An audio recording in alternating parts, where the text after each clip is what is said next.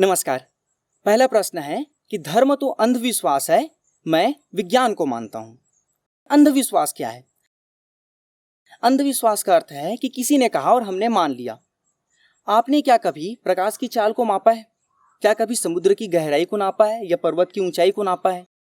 पर किसी वैज्ञानिक या किसी व्यक्ति ने कहा और आपने मान लिया, यह भी अंधविश्वास है।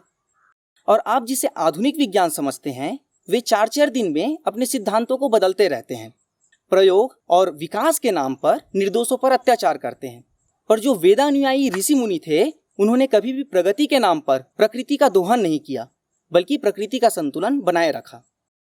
4 लोगों के मुंह से या 4 गलत पुस्तक पढ़ के धर्म की कल्पित परिभाषा न बनाएं। स्वयं विचार करें एवं धर्म को जानें। कारण यह है कि सनातन धर्म में कहीं भी अवैज्ञानिकता या अविश्वास करने को नहीं कहा गया है। सनातन धर्म पूर्ण वैज्ञानिक है। कितनी घिनौनी बात है कि कुछ मूर्ख लोग गाय का मूत्र पीते हैं।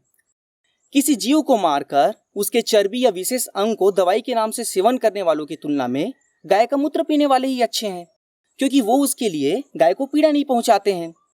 अनुसंधानकर्ताओं ने बताया कि मांस के अधिक सेवन से कैंसर हो सकता है। उसके बाद भी यदि मैं मांस खाऊं तो आप मुझे मूर्ख कह सकते हैं। पर गौमूत्र में तो कोई ऐसी कैंसर कारक तत्व नहीं है, बल्कि कुछ वैज्ञानिक यह भी पता लगाकर बता चुके हैं कि उसमें कुछ अच्छे तत्व होते हैं जो कई बीमारियों को दूर कर देते हैं। जहां तक विभत्सता की बात है तो वह सोच और दृष्टिकोण की है। हमें यह सोचना होगा कि विभत्सता को हटाकर लाभ और हानि को देखें एवं किसी जीव को पीड़ा न पहुंचाए। मैं सनातन धर्म को जानने की कोशिश कर रही हूँ। मुझे मेरे परिवार में बताया गया कि हमारे पुस्तक में जिसे लोग चमत्कार या अवैज्ञानिक बात कहते हैं, यह सत्य है। बस ईश्वर हमारे विश्वास की परीक्षा ले रहे हैं। हमें यह समझना होगा कि मान लिया जाए ईश्वर परीक्षा ले रहे हैं, तो यह सोचिए कि ईश्वर परीक्षा क्यों लेंगे।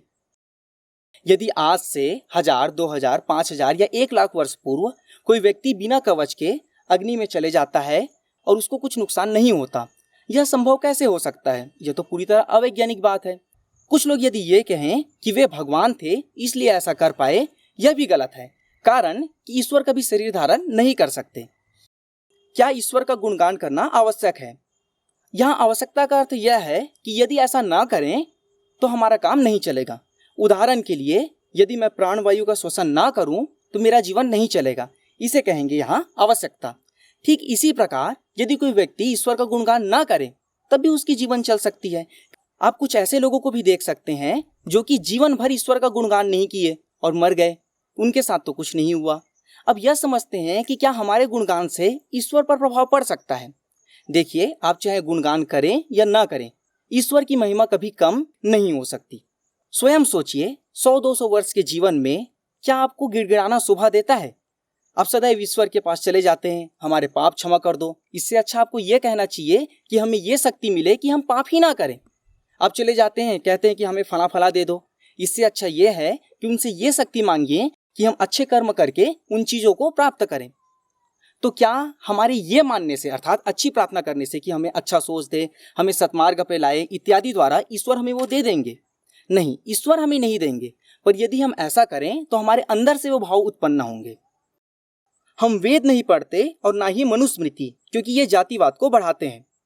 दूसरों के विचारों से प्रभावित होकर स्वयं के विचार न उत्पन्न करें।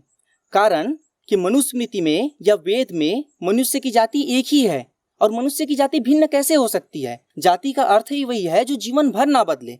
जैसे कि हम मनुष्य हैं, यह वृक्ष है। यह वृक्ष चाहे कुछ भी कर ले, यह जीवन भर वृक्ष ही रहेगा। हम चाहे कुछ भी कर ले, हम जीवन भर मनुष्य जाति ही रहेंगे। आपको वास्तविक समस्या मनुष्य जो वर्तमान में जाति बनाए हुए हैं उनसे है, और आप उसका दोषारोपण शास्त्रों पर कर रहे हैं। तो आप उस पर विचार करें और आंख मूंद कर किसी की भी बातों को ना माने। वीरभोग्य वसुंधरा सही है या गलत? वीरभोग्य वसुंधरा का अर्थ क्या है कि वीरों को ही इस पृथ्वी पर, वसुंधरा पर राज करने का अधिकार है। मैं इसका समर्थन करता हूं।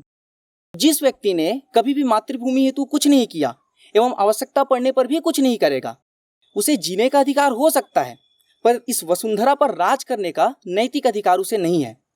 पर हम ठहरे दोहरी मानसिकता के लोग। यदि कोई ग्रीक का राजनेता कहे कि आजादी पर केवल उनका ही अधिकार है जो इसे बचाने का साहस रखते हैं, तो हम तालियां पीटते हैं। पर यदि इतनी ही बड़ी बात कोई 3 शब्दों में कहे कि वीर भोग्य वसुंधरा तो हमें अच्छी नहीं लगती। नमस्कार।